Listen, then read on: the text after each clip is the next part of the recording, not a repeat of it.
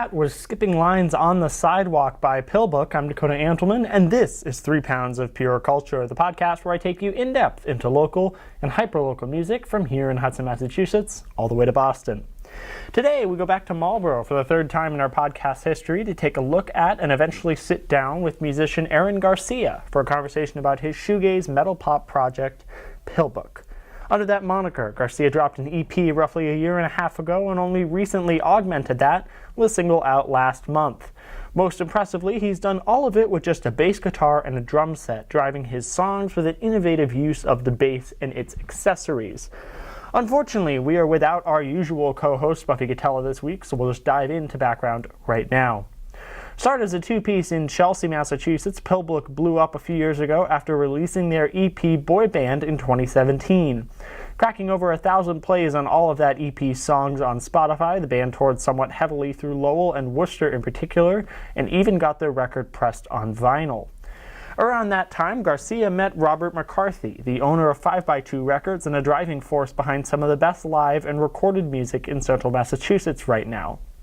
Garcia now lives with McCarthy and his daughters, who make up the band Circus Trees, which we've talked so much about on this podcast.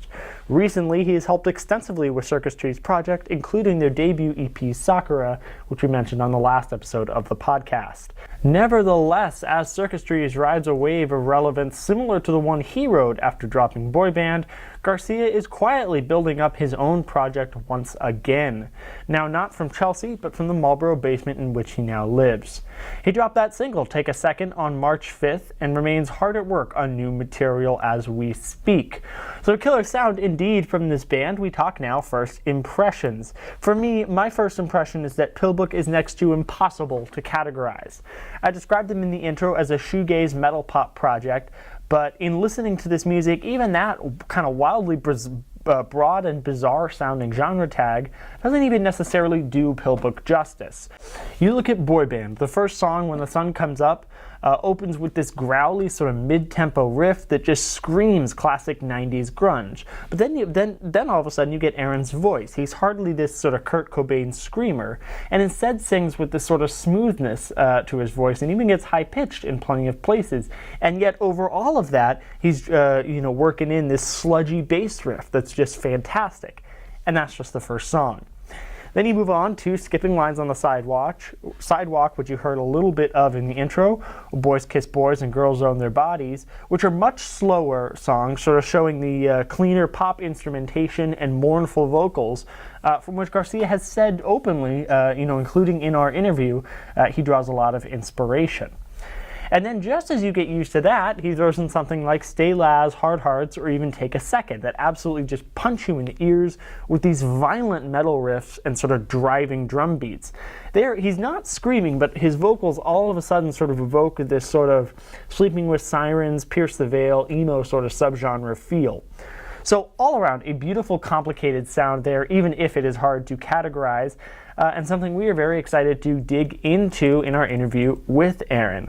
Of course, we have that interview in just a second, but we first want to take a chance to play you one of those songs I've been talking so much about.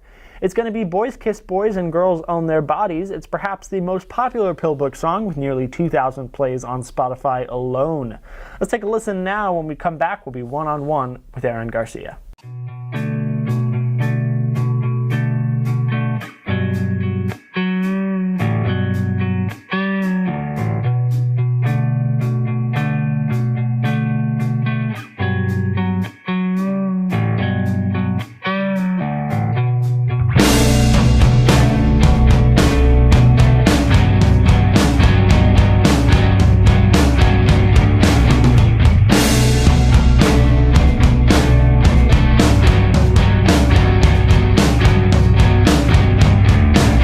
Look at me change now, for the better at least I can. What is wrong today is probably right tomorrow. Now see that change comes with time and sorrow, but I guess my time has come soon. 'Cause there's a million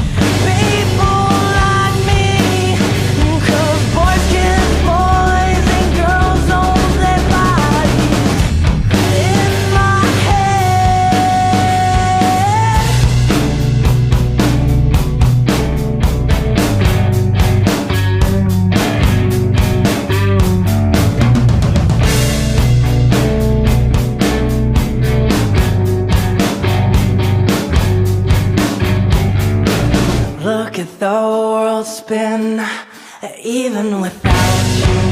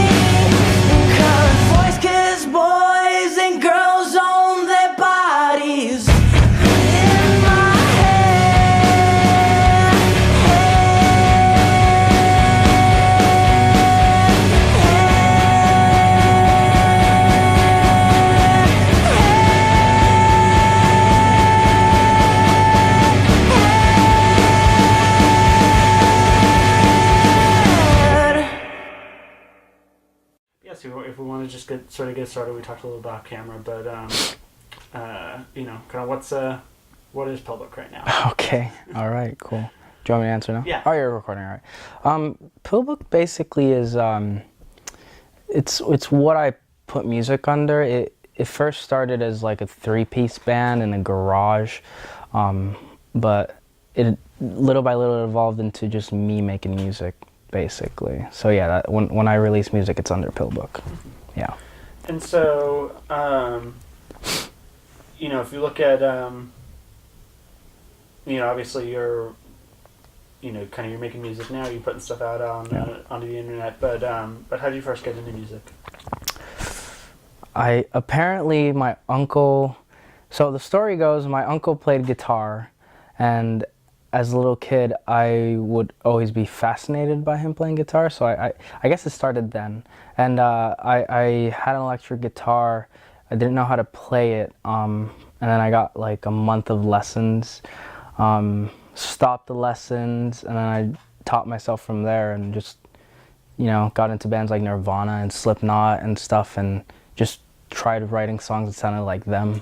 So that was me. That's how I kind of started. So that's 2 influences right there. Yeah. Definitely hear the metal influences a bit in your music. Get the Nirvana vocals a bit too. Yeah. Any other big influences there? I think, I guess the band that made me say, okay, I want to write songs is Silverchair. They're 90s, like, young. In the 90s, they were like 15 when they came out with their big album, Frog Stomp. But when I heard that, it was kind of like a wake-up call for me. It was weird. It's like, these guys are 15, I'm 15. I could write something like that. That's what it was like. But for bass, so there are those grunge influences, but I think what started me with the bass thing of like, you could plug a bass into a guitar amp and make it sound cool. It was like this band called Death From Above. I remember when they were doing promo work for their like reunion album. I saw like a YouTube ad on this band who was coming to the House of Blues, and so I clicked on the ad or whatever, and I saw one of their live performances, and I was really into Nirvana at the time. So it was that grungy type of gnarly bass tone, but I was also secretly into pop. And so that album, it's called The Physical World, was that combination of pop and what I'd say grunge punk. Is just this perfect blend, and that's what really got me into like the whole bass distortion thing. Yeah, the bass is a big part of your sound. Yeah. I remember, following your Instagram, you were hyping up, the song was made without any guitars. Yeah. Why do you like that, kind of self-imposed limitation? Why do you like that kind of frame of making so much? I don't know. There's something about having 4 strings and trying to do so much with so little. I don't know. I remember. It's that limitation. You try to do things down here, it's muddy, so you bring it up here, but then you lose something that was up there. So you kind of just creatively think of ways to do things that, and a bass doesn't naturally sound good with distortion. So it's all workaround, And if I were to pick up a guitar and try to make a riff, cool, it sounds like a riff, fine, but it's not challenging, But when I pick up a bass and try to make it sound cool, there's a bit of a challenge, and sometimes I stumble upon something that's unique, That's really awesome. Yeah. We talked a little bit off camera about this, but working, mostly by yourself, this is mostly being a solo project. Yeah. But then really needing to bring in the percussion aspects, to kind of flesh these songs out. What's that sort of like as you kind of develop something on bass and then, try to fill it out with the other aspects of the band? I guess like how the songwriting process goes. It just kind of depends on the song. Sometimes it's more of a bass-led song. Sometimes it's more of like the whole rhythm thing. It just depends on the song, really. I guess it kind of goes like this. I come up with a riff, I record it to a click, then I come downstairs and just fiddle around with it on drums, then kind of record a little drums, I guess, with like the laptop microphone. It ends up distorting really bad, but I just get the idea, and then I kind of just go from there. Yeah, that's how it is. And so do you do your own drums on these, or do you do some work with other musicians? With the new material that I'm working on, it's all me. If I can't do things, MIDI's a good friend, so I just do it, program it all on MIDI. But yeah, for the most part, it's just me. Yeah. So when we look at the stuff that's out there that people have the chance to listen to, your first EP drops a couple years ago, I think. Two? One. Yeah. 1.5. I don't know. December of something. But so that's that's an EP where there's a good chunk of songs out there, and you interestingly title it Boy Band. What's behind that title there? I guess not even I guess. I remember what we were thinking. It was like we're because it was a duo then. We're 2 dudes, and it's like this is kind of like a boy band, but it's not. And I remember we were on Photoshop coming up with the cover, doing all this weird stuff, and then I said, I got it. And so we grabbed this generic font and I wrote boy band. That was cool, but little did I know I subconsciously ripped off Brockhampton's branding as boy band. So later I was like, wait, oh god damn it, I already named it that way. Yeah, I'm not ashamed of it though. It's cool. There you go. Yeah. When we dig into that EP, there's a lot of themes going around. Yeah. Instrumentally, lyrically. Kind of what were you thinking of? Where were you kind of headspace wise as you were putting that out or that EP together? Honestly, it was I just wanted to put music out. I had all these songs that were buried in GarageBand and forgotten that I just wanted to record. Yeah, that was just it. I just felt like they were getting abandoned. So they were unpolished versions of the song. So I remember when when the conversation came up about doing an EP, I knew I had all these songs. So yeah, that was just where I was at. It's like, all right, I have all these songs. Let's do something with them. Let's not just let them go to waste. Yeah. On that album, based on your Spotify plays, I don't think I'm alone in saying that, Boys Kiss Boys, Girls on the Bodies is my favorite from that one. Yeah, man. You wanna get in a little more depth about what's going on with that song? So yeah, it's just a queer anthem that exactly what the title says. Oh, yeah. It's like F you. This is what I believe. if you don't believe, if you don't believe that, it's cool, but this is me, you know? Yeah. Well, yeah, and it certainly has that kind of political tinge to it. That Yeah. Not so much your music has, so it kind of stands out a little bit. Yeah.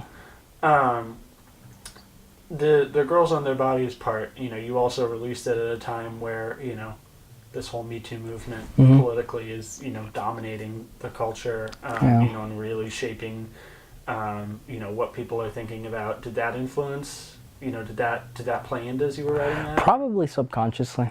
Yeah, probably subconsciously. Not really a thing I was thinking about then. Yeah, it was more of like people get to do whatever they want, around that time that was in the back of my mind. Yeah. And so you run that all together into one word. Any kind of thinking behind that? Yeah. It makes you read it. It's like, what? And then you're like, oh, I see. I love it. Yeah, that was it. It was just one of those dumb creative moments. It's like, all right, that's a very long title. Let's squeeze it, make people read it. Yeah. That's really great. I did that. It doesn't get cut off on Spotify as much. Oh, really? Or it does a little bit, but more before the dot. Yeah. I dig that. Yeah, man. And then, in terms of, kind of sticking with that album, and we'll move on to this one you just put out. But, when you put that out, whatever, year and a half, 2 years ago, what was kind of the reaction to that? Because that was, as far as I've seen, that was the first you'd really put on the internet. Are we talking about the EP or the song? Yeah, the EP. The EP? Yeah. The reaction was, at first, as most releases, was slow, not really much talk. But as we played shows supporting that EP, I'd have the most random people just come up and say, wow, I really dig that EP. And it just blew my mind because I don't know who they are, it seems like people really liked it. I don't know, people might not like it. I don't know, But I was digging through your YouTube page. You had a blog from a little while ago. Yeah. In it, there was a moment where you saw a Worcester Telegram review. Of it, getting reviewed by the Worcester Telegram. That's not that bad. Yeah, I remember when that came out. It was like, oh wow, the internet cares about us a little. Yeah, that was neat. Yeah, that was really nice. What was the show vibe like? Obviously you're, it's a challenge that a lot of kind of, these shoegazy experimental, sounding bands struggle with, is trying to translate their sound to kind of a live format. What was that process like, and how's it been like for you? So translating the EP live was a bit challenging since we were a two-piece then. It consisted of being really loud. It was loud. I remember sometimes my earplugs would fall out. Oh, I remember there was once we were playing in a place called Out of the Blue Art Gallery, and we do the typical, then it was the two-piece staring at each other type thing, side by side. I thought that was really cool then. And I had my 412 right up here against my ear, and my earplug fell off. Next day, I felt like I had something lodged in my ear. It was painful. I had a headache. It was really bad. It was loud. It was as loud as we could go. It was trying to be loud and just me moving a lot, because I have all this stage space to fill out. Might as well do everything I can to fill it out. Yeah, it was. The two-piece just go crazy. Yeah. I would sweat. I mean, I still sweat a lot. Yeah. That was the thing. Yeah, that was what it was like. Yeah, it was also really like improvisational.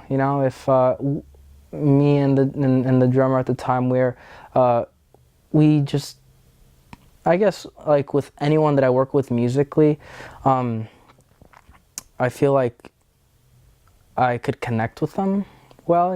We both have an understanding of, okay, this is the sound we want, and I feel like starting off with that, I kind of understand how they work. It's really weird. Like, I kind of just analyze people, how they work musically, and so I can kind of tap into that. And so with that, I can just make this chemistry and just have this idea of how we should do things. and we had this chemistry going where it was just at the moment, if we wanted to do this or do that musically, we'd do it right in the moment. Awesome. Yeah, so every show would sound different. That's really Yeah. Good. Yeah. And have you still been performing live more recently, or is it faded out? So I played a show a little while ago, a secret set to kind of test out not being I played like 2 shows not being a 2-piece, kind of testing the waters. What was the question again? Well, yeah, it's just kind of like just kind of basically that of what's the live vibe been recently. Have you been doing stuff live? Okay, yeah. I haven't really been doing much stuff live. I'm kind of focusing on making new material. But I have played a few shows just as kind of trying out different lineups, see kind of what I want to do. But yeah, this year I'm not gonna play much. I've just been hiding in my cave and making music. Okay, Yeah. So then we look at the most recent single. I know you explained a little bit about the thinking behind that, in the on Instagram when you released that, but what's the backstory behind that song? The backstory behind that song is I guess probably a year ago. I had a falling out with my dad, and that it kind of hit me a bit. And I got kicked out for a little bit, and it wasn't all that bad because I have family and friends, and I was moving around a bit.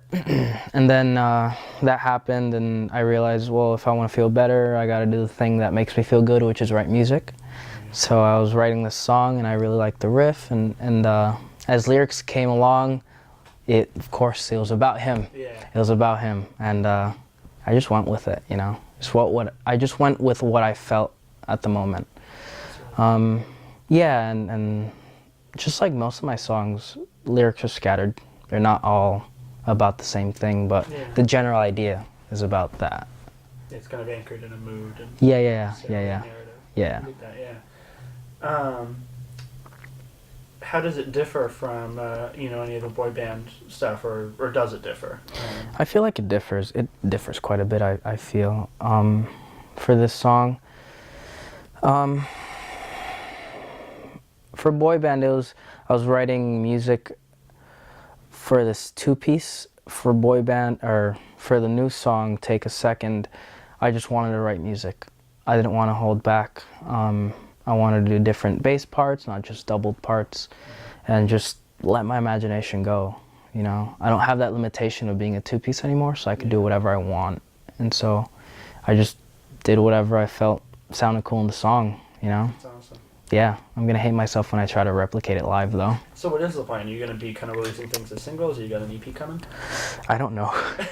I'm just writing all these songs and seeing what happens. Maybe an album's dead. Let's be honest, the album is dead. Unless you have a ton of followers, the album is dead. But I don't know. Maybe I might release an album. Maybe an EP. Maybe a bunch of singles. I don't know. I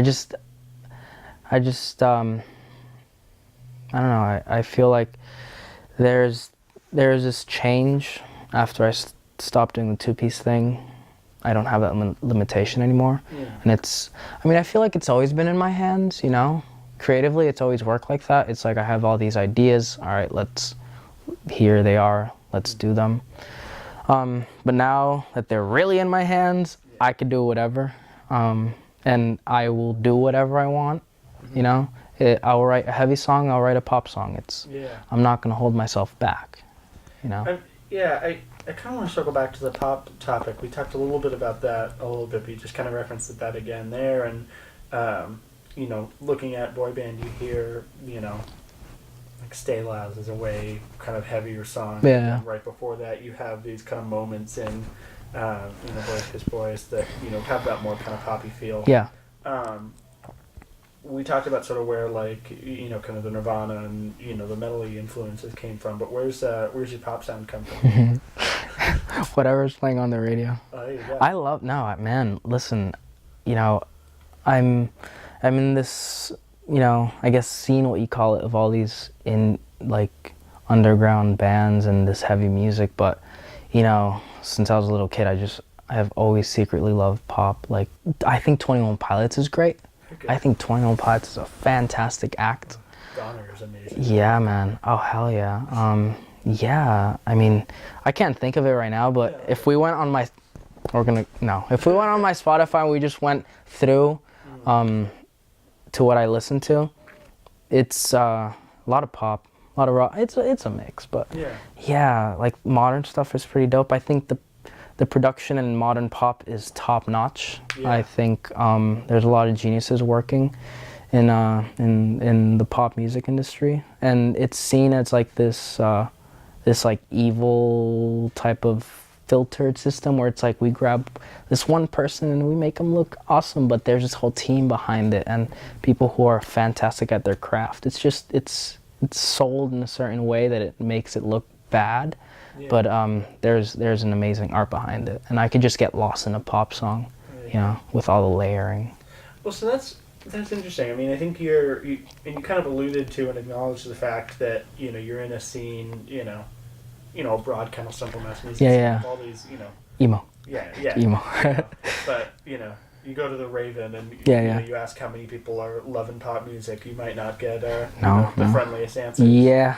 What's, you know, have you kind of had conversations with people within your scene, and kind of how's that been, you know, as someone who, you know, kind of draws inspiration, you know, as a musician from pop music in a scene that doesn't have the fondest feelings towards it? I Trojan horse it. Like I'm showing you these very pop kind of formulaic songs in this weird, I don't know, way. Yeah. I guess I don't know, man. It's people don't really like it, but for some reason I do, and I hide it, and then I give them these heavy sounding songs in this pop formula, and people end up liking it. So secretly people like pop. Yeah. That's what I've learned. I dig that. Yeah, man. Yeah, people like pop and they don't have to confront the fact that it's Yeah. I mean, I've had conversations with people within the scene who about pop, and they're lost. I do this thing where maybe twice a week or something I turn on the radio. No one does that anymore unless you're in a car. Yeah. And I listen to what's poppin' on the radio, opposed to like what's on Spotify, like the main page of YouTube. Yeah. And I like to listen to, you know, what's going on, like what's new. Like I don't, you know, 30 years down the road I don't want to like turn on the radio and be like, where did this come from? You know what I mean? Yeah. No, I feel that. It was interesting. I was listening to your stuff for some reason. For some reason, it reminded, or this morning, and for some reason, it reminded me of. There was just a flash where I was like, "Oh, that sounded a lot like Jesse Rutherford in The Neighborhood." There. Who? The Neighborhood. They did. The Neighborhood. Sweater Weather. Yeah. Oh, they're fantastic, man. They're great. I forget which song actually it was, but there was some. You know, there was some. Yeah. Neighborhood is dope. Yeah, man. Yeah, they fall under like that whole circle of bands who are really into like the black and white aesthetic, like Arctic Monkeys and Paris. Yeah, man. No, favorite worst nightmare. That is dude. Drums on the album. Oh, dude. Ridiculous. Yeah, that I don't know. There's that was an inspiring album for the rhythm and lead type thing. Yeah. For me, because before this new material, it was okay. Here's a guitar or bass part. Mm-hmm. All right, let's double it, and then it's big, you know, big stereo image. But that album proved that both guitars don't have to be playing the same thing. Oh yeah, for sure. Again, with the strokes, you know, it's like there's two different things going on, but it's complementing each other, and it adds a dimension to it. Yeah. So I was really into that. I mean, around the time that I was writing Take a Second, I was listening to Favorite Worst Nightmare quite a bit, actually. Yeah. Yeah, well, like I said, the drums are something that stands, you know, and I think people like Arctic Monkeys point to that album as like their best drum album. Yeah. Do you know if that influenced, because I hear Take a Second, the drums you have on that are pretty interesting. Did what you were listening to at the time influence where you went with the kind of percussion side of that? Yeah, definitely. But drum wise, I wanted a hip hop feel. I remember when I was writing it and how I was thinking about, how it should go drum wise. Yeah. I was thinking like some hip hop, and because I mean hip hop drums, like sampled hip hop drums from like old jazz records, are fantastic. So that's what I was feeling for that first part, and then the second part of the song, because I guess that's how my songs work. Like all these long songs, it's like starts this one way, then it progresses into this other different type of song. And for the second half, I was thinking kind of this, kind of tapping into the loud, kind of the stuff that's around here band-wise, like the big loud, like post-rock type, huge sound type thing. I think for that second half, I was listening to a lot of Guidance by a band called Russian Circles. The drum sound of that is awesome and huge. So that's what I was tapping into. It was honestly how I would try to get this hip hop sound, but then this huge metal sound in the same song. I love that, yeah. And I had the help of Jordan from the band Harbor Lights and Reckoner. I know him from like playing in tiny shows in like Revere, Massachusetts, and I met him through his first band, and we became really close. I ended up playing bass for like his band when they played like a kind of like a comeback show, I guess. And so we've worked together. So it was just natural for me to say, okay, I don't want to hold back with this song. Let me get the best drummer I know. Yeah. And so I got him to do that. There you go. Yeah. I dig that. Yeah. You've alluded to the scene a lot, and I get the sense that a big part of your kind of music life is, attending for your Circus 2 shows, and you're always there helping out with them. I guess specifically talking about the Circus Trees, you live in the same house as them. Yeah. What's that kind of interaction like? Your guys' music overlaps. They complement you as a, influence of theirs. Yeah. What's that like, kind of working alongside basically another band that's making some interesting music in your genre? It's kind of like a silent race. It's funny. Yeah, we don't talk about it, but yeah, it's kind of, I know subconscious, it's like, I have this song. Oh yeah, I have that song. Oh, I have this song. It's kind of like that. But it's all constructive, It's, we're really good friends. I remember when we were actually doing pre-production for Sakura, in this room actually. We had like the guitar amp set up, there, and and we were running GarageBand at the time, and me and Finn would just hang out in front of the laptop or in front of the desktop and just see what would work song-wise. We'd sit hours and try to figure things out. It's really cool. It's really neat to see like the process of that EP specifically, from starting to the end. So it's interesting.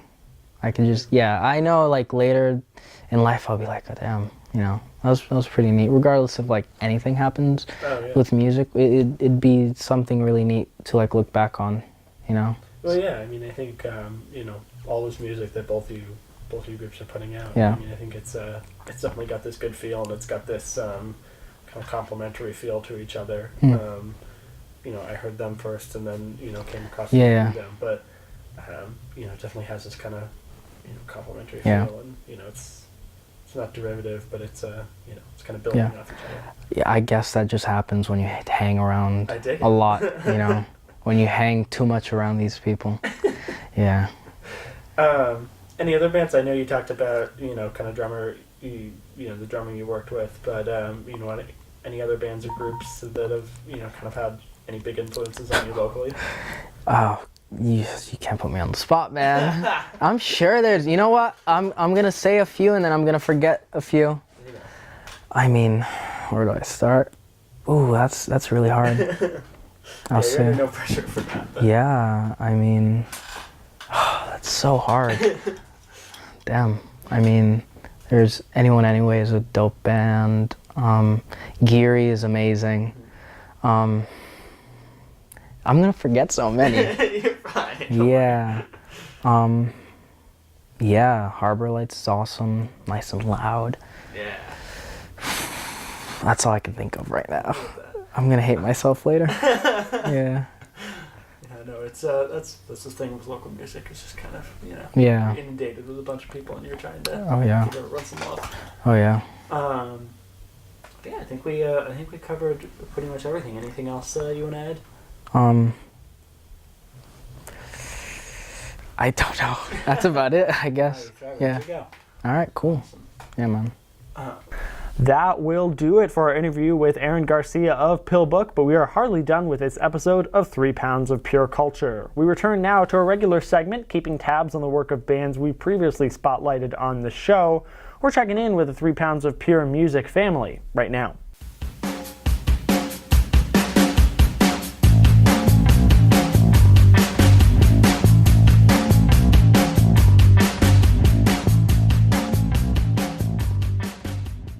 It's a somewhat light episode, but we do have news on the workhorse middle school rockers Color Killer and the transcontinental emo alt-rock project I Wish I Could Skateboard. Spotlighted on our first episode of the podcast and mentioned a few times since then, Color Killer is a group of young, classically styled punks hailing from Marlborough, Massachusetts. Earlier this month, they uploaded a batch of live performances to their YouTube page and, as a result, have punk fans clapping in approval. Just a few months after earning attention for becoming the youngest act to play a Vans Warped Tour set last year, these guys garnered further respect from even more hardcore punk fans when they landed a gig at the famed Gilman's Punk Club in Berkeley, California. That club is credited by many with helping launch the 90s SoCal punk revival by booking bands like Green Day, Rancid, and The Offspring when no one else would. Last year, Color Killer joined those ranks as well with a set of their own at Gilman's. Now, finally, those of us who could not make it to California can finally see what Color Killer brought to the stage as the band has finally released a collection of live recordings from their Gilman show. Those include some covers, original songs off their album Generation Z, and a brand new song seemingly riffing on last year's viral internet challenge entitled Tide Pods. That's not even all these kids have been up to, though, as they also recently dropped an inventive cover of Neil Diamond's Sweet Caroline on their YouTube page. With a video full of clips lifted from their many live performances outside of Fenway Park on Red Sox game days, the cover is an unapologetically up-tempo take on the ballpark classic. Again, that is available exclusively on YouTube. While Color Killer was rocking outside of Fenway, across town in Somerville, though, I Wish I Could Skateboard, the experimental art rock group we spotlighted on our 4th episode, was quietly reflecting on their history as a group and tentatively promising Facebook followers a full-length album before the end of the year. Those guys got together back in Tyler, Texas a few years ago before frontman Patrick and bassist Hannah moved to Boston. The group has performed intermittently in the area since then and did regroup back in Texas to record an EP in 2017. The distance, however, had until now prevented them from attempting a full-length record. Of course, we don't know much about this upcoming album, but certainly know I Wish I Could Skateboard has already begun to make progress on it, according to a few posts on their Instagram page over the last few months. We, of course, will keep you posted on that as that project matures. We've talked about a lot of bands on this podcast, and they've all been doing great work in their scene, so we will be checking back in with many more of them on future episodes. But for now, that will be the end of this segment of 3 Pounds of New Music, and by extension, this episode of 3 Pounds of Pure Culture. Big thanks this episode to Aaron Garcia for sitting down with us for an interview, and to Robert McCarthy of 5x2 Records for once again allowing us to shoot an episode of the podcast in his home. You can hear Pillbook, of course, on Bandcamp, Spotify, and YouTube, and you can follow them on Facebook and Instagram. For all of us for now, though, I'm Dakota Antelman. This has been 3 Pounds of Pure Culture. Thanks for watching.